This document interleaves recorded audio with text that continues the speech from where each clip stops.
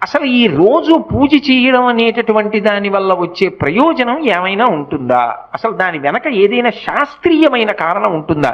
విదురుడు ఎందుకు చెప్పాడు అసలు దైవానికి నమస్కారం చేయమని? నేను మీకు ఒక్క మాట చెప్తా, బాగా గుర్తుపెట్టుకోండి. ఎవరు పూజ చేస్తున్నాడో వాడు లోకము చేత పూజింపబడతాడు. నేనన్న మాట బాగా పట్టుకున్నారా? ఎవరు పూజ చేస్తాడో వాడు లోకము చేత పూజ అందుకుంటాడు. అదేమిటండి మీరు అన్న మాట మాకు బాగా అర్థం కాలేదు, మీరు ఏదో అన్నారు బాగుండదని అన్నాను అంతే అంటారా?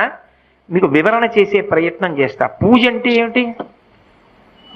పొద్దున్నే దేవుడి దగ్గరికి వెళ్ళో దీపం పెడుతున్నా, ఎందుకు? ఎవరు భగవంతుడు? చంద్ర సూర్యౌచ నేత్రే కర్ణావాసా శిరోద్యౌ ముఖమవిదహనో యస్య వాస్తేయమబ్ధి అంతస్తం యస్య విశ్వం సురనర ఖగో భోగి గంధర్వ దైత్యైః చిత్రం రమ్యం